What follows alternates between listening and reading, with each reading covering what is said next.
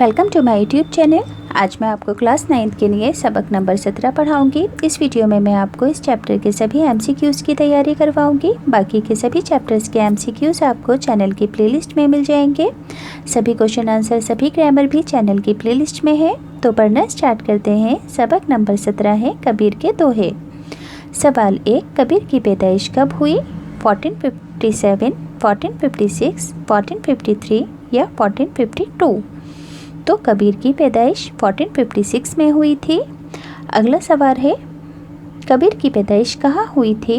उत्तर प्रदेश मगहर, उत्तर प्रदेश हरियाणा, उत्तर प्रदेश लखनऊ, उत्तर प्रदेश बनारस।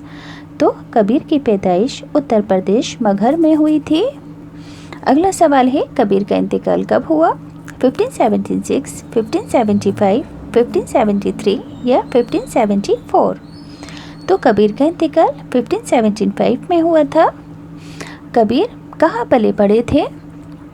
एक मुसलमान बुनकर के घर, एक मुसलमान जुलाहे के घर, एक मुसलमान लोहार के घर या एक मुसलमान नाई के घर? तो कबीर एक मुसलमान बुनकर के घर पले बड़े थे।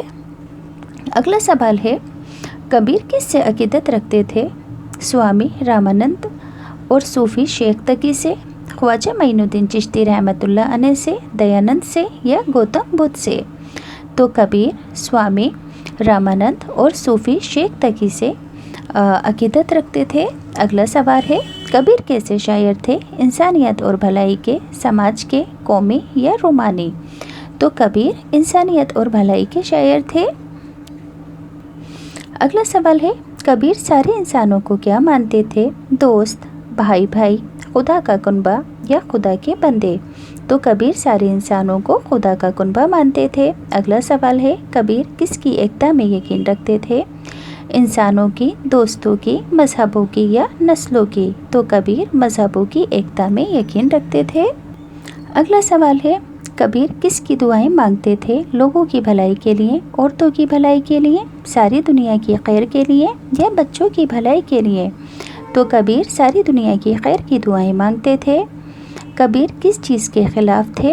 कौमी इतिहाद, एकता और कौमी फ़वाइद के, मुख्तलिफ मज़ाहिब के ख़िलाफ़, ज़ात पात की तफरीक और तोहम परस्ती के ख़िलाफ़, लोगों की नस्ल के मुताबिक अलग रहने को के ख़िलाफ़?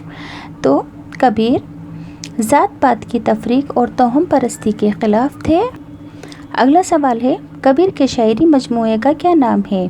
वेद, बीजक, सुबत या गीतांजलि? तो कबीर के शायरी मजमूए का नाम बीजक है। बीजक के कितने हिस्से हैं? 4, 3, 7 या फिर 2? बीजक के 3 हिस्से हैं। अगला सवाल है, बीजक के तीनों हिस्सों के नाम बताओ।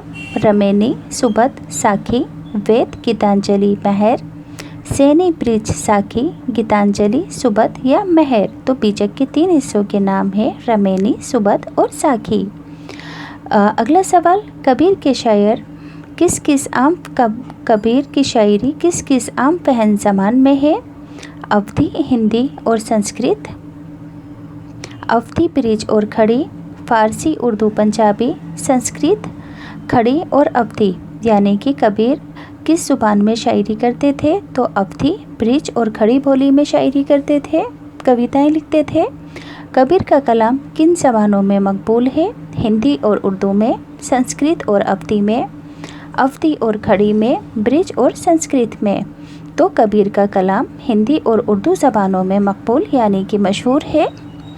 कबीर के कई दोहे देश की हैसियत हासिल कर चुके हैं। मुहावरों की, ज़रबुल मिसल की, कहानी की या ड्रामे की? तो कबीर के बहुत से दोहे ज़रबुल मिसल की मिसाल हैसियत हासिल कर चुके हैं। अगला सवाल है, बड़ा हुआ तो क्या हुआ जैसे पेड़ खजूर, पंथी को छाया नहीं, फल लागे इतनी दूर? इस दोहे के शायर कौन है? कबीर है। माँ के गुड़ में गिरी रहे, पंख रहे लपटाए, हाथ मले और सिर धुने, लालच बुरी बला है? तो इस दोहे के भी शायर कौन है? कबीर है। नेक्स्ट है, माटी कहे कुमार से तू क्या रोंदे मोहे, एक दिन ऐसा आएगा मैं रोंदूंगी तुझे? तो इसके भी शायर हैं कबीर।